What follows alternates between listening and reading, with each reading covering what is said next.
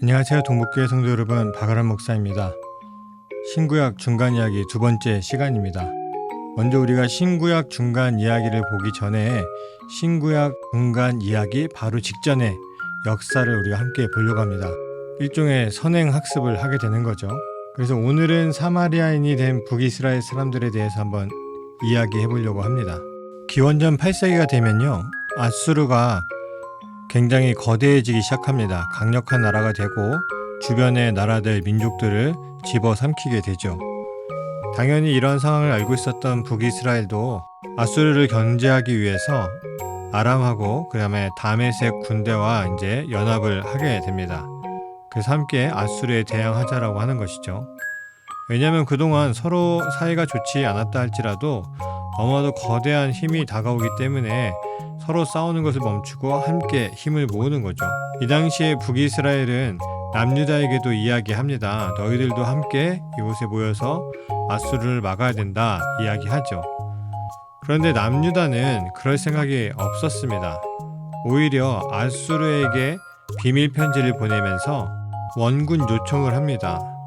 북이스라엘과 다메섹 그리고 수리아와 전쟁을 하고 싶은데 우리가 힘이 부족하니까 원군을 보내주면 우리가 전쟁을 하겠습니다. 그리고 그에 맞는 조공을 바치겠습니다. 이런 약속을 하게 되는 거죠. 아수르 입장에서 이 제안이 굉장히 좋은 제안이었습니다. 왜냐하면 어차피 아수르는 팔레스타인 땅을 차지할 겁니다. 이집트까지 나가기 위해서는 팔레스타인 땅의 그 해안 지역의 평지 지형을 이용하는 것이 가장 좋습니다. 보급받기도 편하고 또 평지다 보니까 군사들이 이동할 때에 많은 제약이 있지도 않고 편하게 이동할 수 있겠죠. 그래서 팔레스타인 지역을 어차피 차지해야 되는데 마침 남유다가 원군을 요청하니까 명분이 생기게 되는 거죠. 그러면 우리가 이런 생각을 해볼 수 있죠. 북이스라엘과 남유다는 어쩔 수 없이 갈라지긴 했지만 사실상 한민족이고 서로 도움이 될 것 같은데 왜 남유다가 이렇게 대처를 했을까? 이스라엘 역사에서 보게 되면요, 솔로몬이 죽고 난 다음에 북이스라엘과 남유다로 갈라지게 됩니다. 북이스라엘은 당연히 10개의 지파, 남유다는 베냐민과 유다 지파, 이렇게 10개, 2개로 갈라지게 돼요. 그리고 지파별로 땅을 가지고 있으니까 당연히 상대적으로 북이스라엘이 더 클 수밖에 없었고, 남유다 쪽은 상대적으로 땅 크기도 작고 북이스라엘이 가진 땅에 비해서 그렇게 좋은 땅을 가지진 못했었습니다. 그러다 보니까 목축업을 하든지 농업을 하든지 간에 북이스라엘이 항상 유리할 수밖에 없었고, 또 기본적으로 규모가 컸기 때문에 남유다가 감당할 수 있는 수준은 아니었던 거죠. 그런데 1년에 6월절이 되게 되면 북이스라엘이 경제적으로 굉장히 부유했다가 이 모든 경제의 부가 한 번에 남유다 예루살렘으로 쏟아지게 됩니다. 북이스라엘 입장에서는 그게 굉장히 싫었어요. 당연히 우위를 차지할 수 있는데 그때 다 뺏기고 나니까 자기네들은 열심히 일하고 생산을 했는데 그 모든 것을 6월절이라고 하는 이름 앞에 남유다한테 다 뺏기게 되는 겁니다. 그래서 북이스라엘이 우상 숭배를 하기 시작해요. 그러면서 사람들이 차츰차츰 예루살렘에 가지 않게 되고 북이스라엘이 가지고 있던 경제적인 부가 그대로 북이스라엘에 남게 되고, 부가 있으니까 당연히 군사력도 강해질 수밖에 없는 거죠. 그렇게 되면서 완전히 상황이 역전되게 됩니다. 북이스라엘과 남유다가 갈라져 있지만 사실상 북이스라엘이 남유다를 거느리고 있는 형국이 되어버려요. 그에 반해서 남유다는 북이스라엘에 대항할 수 없는 상황이었던 거죠. 그런데 마침 아수르가 등장하게 되고 아수르가 팔레스타인 지역을 분명히 내려올 것인데, 그렇게 되면 남유다가 살아남기 위해서는 먼저 아수르에게 붙어야 되는 것이고, 또 북이스라엘도 이번 기회에 밀어낼 수 있는 좋은 기회를 얻게 되는 거죠. 남유다의 이러한 편지를 받았던 아수르는요, 바로 진격해 가기 시작합니다. 그래서 수리아를 공격해서 전국을 다 폐허로 만들어버리게 되고, 다메섹을 함락시킨 다음에 왕을 죽이게 되고, 다메섹과 수리아 이런 사람들을 사방팔방으로 다 흩어냅니다. 이게 아수르가 기본적으로 다른 민족들을 대하는 방법이었어요. 그 땅에 살고 있던 사람들을 아수르의 전 지역에 다 풀어내는 겁니다. 그래서 함께 민족이 모이지 못하게 만들고 그 땅에서 살지 못하니까 나라를 생각하는 마음이라든지 독립에 대한 생각을 아예 못하게 차단하는 방법을 사용했던 거죠. 당연히 북이스라엘도 아수르 앞에서는 굉장히 작은 나라일 수밖에 없었습니다. 그래서 그 당시에 아수르 왕이 티글랏 빌레셀 3세라고 하는 왕이었는데, 이 왕이 북이스라엘의 대부분을 다 공격해서 차지하게 되고 마지막에 사마리아 앞에 서게 되었습니다. 그런데 기원전 727년에 티글랏 빌레셀 3세라고 하는 이 아수르의 왕이 사마리아만 남겨둔 채 죽게 됩니다. 그리고 그 다음에 아들이었던 살만에셀 5세라고 하는 사람이 아수르의 왕이 되었는데, 이때의 북이스라엘 상황은 마지막 왕인 호세아가 아수르에게 조공을 바치면서 사마리아만 간신히 살고 있는 그런 시대였습니다. 그런데 왕이 바뀌니까 이 틈을 타서 조공을 바치지 않게 되는 거죠. 그런 혼란의 틈을 타서 벗어날 수 있을 거라고 생각했던 거예요. 왜냐면 워낙 큰 나라였고 모든 것을 주도했던 왕이 죽게 되었고 다음 왕이 왕권을 이어가게 되는데, 사실 보통은 잡음이 굉장히 많이 나거든요. 그러면 당분간 전쟁을 하거나 이렇게 힘을 모을 수 있는 여건이 안 될 가능성이 굉장히 큽니다. 그런데 아수르는 살만에셀 5세가 왕이 되는데 어려움이 없었어요. 그리고 왕좌에 오르고 보니까 이 북이스라엘 사마리아 지역이 조공을 안 바치는 것을 알게 되고 바로 사마리아 성을 포위하게 되고 3년 동안 공성전을 합니다. 그 성 앞에서 그냥 나가지도 못하게 하고 들어오지도 못하게 해서 너무나도 쉽게 사마리아 땅을 점령해 버리게 되는 거죠.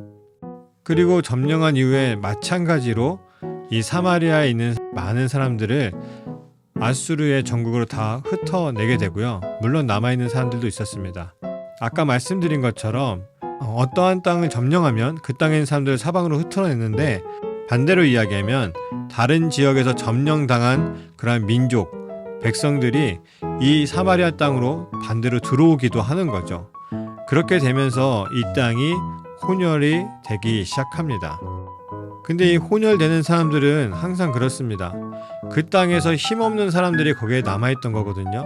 흔히 말하는 귀족, 상류층 사람들은 좋은 곳에 가기도 합니다.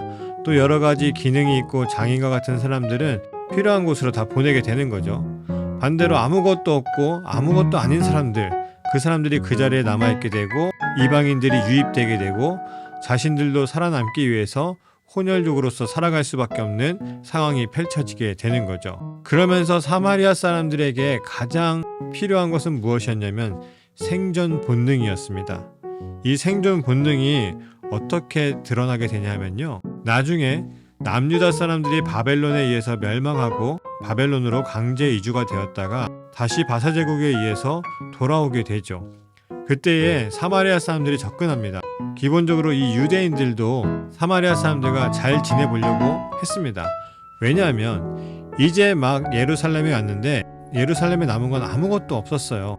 전쟁을 하면서 주변 민족을 막아내면서 성을 쌓고 성전을 짓고 했단 말이죠. 그러니 믿을 만한 사람, 그래도 민족이라고 인정할 만한 피가 있는 사람들, 이 사마리아 사람들을 흡수해서 같이 있으면 조금이라도 더 도움이 되니까 함께 하기를 원했습니다. 그런데 이스라엘이 이 예루살렘을 재건하는 데 있어서 때로는 제국의 도움을 받기도 하지만 때로는 제국에 의해서 다시 멈춰지는 때도 있고 어려움을 당할 때도 있습니다. 이때 사마리아 사람들이 어떻게 대처를 하냐 하면 일종의 박쥐처럼 대처를 하는 거죠. 이 유대인들이 도움을 받을 때는 우리도 이스라엘 사람들입니다 라고 이제 이야기했던 것이고, 반대로 어려움을 당할 때는 우리는 이스라엘 사람 아닙니다 이런 식으로 반응을 하게 되는 거죠. 그러니까 점점 갈등이 쌓여갈 수밖에 없는 것이고, 그 갈등의 끝은 무엇이었냐면 이 사마리아 사람들이 예루살렘 성전에 죽은 사람의 뼈를 뿌리는 사건이 발생하게 됩니다. 유대인들은 율법에 의해서 부정한 것에 대해서 굉장히 민감한 사람들이죠. 그런데 죽은 사람의 뼈를 성전에 뿌렸다? 이거는 절대 용서할 수 없는 일이 되는 겁니다. 이때 완전히 갈라서게 되는 것이고요. 그 이후의 역사를 간단하게 이야기하자면 사마리아 사람들은 혼혈족이었고 이리저리 붙어서 살아가는 사람들이었기 때문에 크게 발전하지 못했습니다. 반대로 유대인들은 예루살렘 재건부터 시작해서 아래쪽으로든 위쪽으로든 그 사마리아 지역만 빼놓고 더 확장을 하게 되죠. 그래서 예수님의 시대에 보게 되면 사마리아 북쪽인 갈릴리라든지 가버나움이라든지 이러한 땅이 이스라엘 땅으로 되어 있는 것이고요. 그리고 당연히 사마리아 밑쪽 예루살렘 지역부터 시작해서 그 밑쪽으로도 이스라엘이 확장해 나가게 됩니다.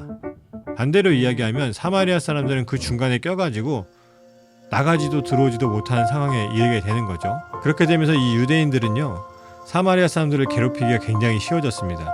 자기들은 계속해서 발전하고 커져가고 있는데 사마리아인들은 계속해서 쪼그라드는 상황이었거든요. 그러니까 예수님의 시대에 사마리아 사람들의 위치라고 하는 것이, 이 유대인들이 가장 싫어하는 것이 이방인들인데 이방인 노예들보다도 못한 사람들로 사마리아 사람들을 여겼습니다. 그래서 예수님의 시대에 여전히 사마리아 사람들이 이스라엘 사람들에게 굉장히 고통을 받고 있었고, 이스라엘 사람들은 반대로 사마리아 땅도 밟고 싶지 않았기 때문에 사마리아 북쪽으로 가는 길을, 사마리아 땅을 밟지 않고 여리고 쪽으로 내려가서 강을 따라서 북쪽으로 이동하는 방법, 굉장히 돌아서 가는 길을 선택해서 길을 가게 되죠. 지금이야 차가 있으니까 좀 돌아가도 불편한 정도지만 이 당시 사람들은 거의 다 걸어 다니는 사람들이었습니다. 그럼에도 불구하고 이 유대인들은 사마리아 땅을 밟지 않고 돌아서 다니곤 했습니다. 그만큼 사이가 안 좋았고요. 예수님의 시대의 이스라엘이 결국 기원 후 70년경에 로마에 의해서 다 파괴가 돼서 나라가 완전히 없어지게 되는데 그때까지 조금의 교류도 하지 않았습니다. 그래서 예수님께서 하늘로 승천하시기 전에 사도행전 1장 8절에 보게 되면 너희가 권능을 받고 예루살렘과 온 유대와 사마리아와 땅끝까지 이르러 내 증인이 되리라 라고 말씀하시거든요. 굳이 사마리아 땅을 이야기하는 이유가 뭐겠습니까? 그렇게라도 예수님이 말씀하시지 않으면 절대 이 사람들은 사마리아 땅을 가지 않았을 겁니다. 그 정도로 사마리아 사람들을 싫어했고 사마리아 사람과 상종하지 않으려고 했던 것이 그 당시의 상황이었습니다. 사마리아 사람들에 대해서 좀 더 이야기해보자면, 사마리아 지역이 지파로 이야기하면 므낫세와 에브라임이 가지고 있었던 땅 지역이 주로 사마리아 지역인데요. 그래서 사마리아 사람들은 므낫세 지파와 에브라임 지파 사람들이 대부분을 차지하고 있었습니다. 또 사마리아 사람들은 그들이 가지고 있는 4가지의 믿음이 있었는데, 첫째는 오직 여호와 하나님만이 한 분 하나님이시다 라고 하는 것, 이런 거는 유대인들과 우리 다 똑같은 생각이죠. 두 번째는 하나님께서는 역사를 통해서 오로지 단 한 명의 예언자를 보내주셨는데 그 사람이 바로 모세다 라고 이야기하죠. 유대인들은 당연히 자신들의 역사에 있었던 수많은 선지자들, 예언자들을 인정하고 있습니다. 반대로 이야기하자면 사마리아의 기준에서 보게 되면 함께 공유할 수 있는 사람은 모세밖에 없는 거예요.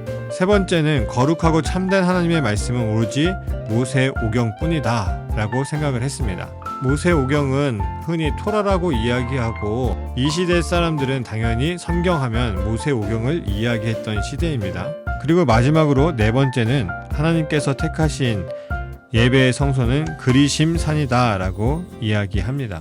우리가 생각하기에는 당연히 예루살렘, 그리고 예루살렘에 있는 성전을 떠올리게 될 텐데요. 이 사마리아 사람들에게는 그리심 산이 가장 중요한 거룩한 장소였습니다. 그렇게 중요하게 여길 수밖에 없었던 것은 무엇이냐면 그 사람들이 혼혈족이 되었지만 하나님을 믿던 그러한 신앙의 기본은 남아 있었습니다. 그리고 나서 예루살렘이 자기들 것이 아니다 보니까 또 북이스라엘 입장에서 본다 할지라도 성전이라고 하는 것이 남유다에 있다 보니까 그들만의 방법을 찾아야 됐겠죠. 그래서 그리심산이라고 하는 것을 선택하게 되는데, 그 사마리아 사람들이 가지고 있는 근거는 무엇이냐면요, 사마리아 사람들이 가지고 있는 사마리아 오경이라고 하는 이 모세 오경에는 출애굽기 20장 17절에 어떤 내용이 첨가되어 있는가 하면, 하나님께서 그리심산에 돌제단을 쌓으라고 말씀하셨고 또 거기서 어떻게 제단을 쌓아야 되는지에 대해서도 말씀하시는 부분들이 새롭게 기록이 되어 있습니다.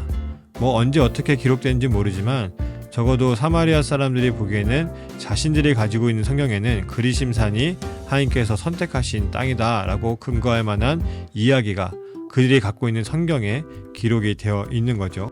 그런데 재미있는 이야기 하나 있죠. 예수님께서 사마리아 여인을 만났을 때 요한복음 4장의 말씀에 기록이 되어 있는데요. 여기서 사마리아 여인이 예수님을 만나서 깨닫고 질문을 하게 되죠. 그런데 그 질문이 뭐냐 하면 요한복음 4장 20절입니다. 우리 조상들은 이 산에서 예배하는데 당신들의 말은 예배할 곳이 예루살렘에 있다 하더이다 라고 이야기합니다. 예루살렘에도 성전이 있었기 때문에 유대인들은 당연히 예루살렘 성전이 예배할 곳이라고 이야기했고요. 사마리아 사람들도 이 산, 그리심산을 이야기하는데요. 그리심산이 예배하는 곳이라고 얘기했다는 거예요. 그 이야기는 뭐냐면 그리심산에도 성전이 있었습니다. 근데 이 성전이 어떻게 생겨나게 되냐면요. 이스라엘 사람들이 바사 제국에 의해서 다시 귀환하고 재건 사업을 하지 않습니까? 그런 과정 속에서 이제 이스라엘이 다시 일어서게 되는 건데 느헤미야가 왔었던 그때에 이 유대인들을 확 바꿔놓습니다. 다시 율법을 회복시키고요. 또 사람들에게 회개하게 하였고 율법을 따라 살도록 결단하게 만들었습니다. 그런데 느헤미야가 이제 예루살렘을 비우게 되죠. 그랬더니 사람들이 다시 나태해지는 거예요. 그러면 어떠한 문제가 생기냐 하면요. 이스라엘 문화에서 자기의 분깃이 따로 없는 사람들이 있습니다. 레위인과 제사장과 같은 사람들이죠. 이 사람들은 성전을 위해서 일하면서 제사를 드리러 오는 사람 혹은 일정하게 거두어 드리는 수입이 이 사람들에게 분깃이 되는 거예요. 근데 문제는 믿음이 신앙이 약해지고 깨지니까 당연히 이 사람들이 먹고 살 길이 막막해지는 거죠. 그래서 많은 제사장들과 레위인들이 생활고를 겪게 되고요. 성전을 떠나서 흩어져 버리게 됩니다. 사마리아 사람들은 이런 혼란을 놓치지 않았고요. 그렇게 흩어져가는 레위인과 제사장들을 받아들여서 그리심산에 예루살렘 성전과 똑같은 성전을 건축하게 됩니다. 그래서 그리심산에도 성전이 있게 되는 거죠. 이 사마리아 여인이 보기에는 우리도 성전이 있고 똑같은 성전이라고 얘기를 들었는데 왜 우리 조상은 여기에만, 왜 유대인들은 예루살렘에만 예배를 드리냐라고 하는 질문을 해볼만 한 거죠. 사마리아 사람들의 이야기는 이렇게 끝나게 되고요. 사마리아 사람들의 최근의 이야기를 보게 되면 기원 후 3세기, 4세기만 해도 약 150만 명의 사마리아 사람들이 있었다고 봅니다. 그런데 그 이후에 팔레스타인 땅이 굉장히 종교적으로 복잡한 동네가 되게 되죠. 기독교가 차지할 때도 있었고 또 이슬람이 차지할 때도 있었습니다. 그러다 보니까 많은 사마리아 사람들이 기독교로 개종하거나 이슬람으로 개종하게 되고요. 최근에는 한 800명 정도의 사마리아 사람들이 이스라엘에 살고 있다고 알려져 있습니다. 이 사람들은 주로 그리심산 쪽에 살거나 혹은 홀론이라고 하는 도시에 살고 있는데요. 그리심산에 살고 있는 사람들이야 당연히 그 지역에서 살고 있으니까 자기들의 정체성을 분명하게 보여줄 수 있는 것이고, 홀론에 살고 있는 사람들은 그리심산 쪽에도 자신의 집을 하나 두어서 자신들이 사마리아 사람이다 라고 하는 정체성을 잃지 않으려고 노력합니다. 여전히 사마리아 사람들이 남아있는 거죠. 역사 속에 사라지지 않았습니다. 물론 무엇이 정답이냐, 무엇이 더 맞는 이야기냐 이렇게 볼 문제는 아니고요. 그 당시에 복잡한 상황 속에서 큰 아픔들이죠.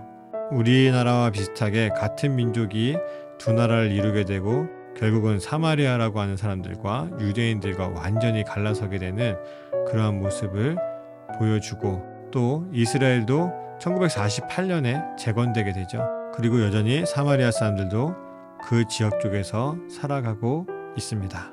오늘은 사마리아 사람들에 대한 이야기를 함께 나누어 봤고요. 그러한 역사가 있기 때문에 사마리아 사람들이 이스라엘 사람들에게 환영을 받지 못했던 것이고 함께할 수 없었다. 그래서 예수님의 시대에 이 유대인들이 사마리아 사람들을 왜 싫어한지를 우리가 알게 된 겁니다. 오늘은 여기까지입니다. 감사합니다.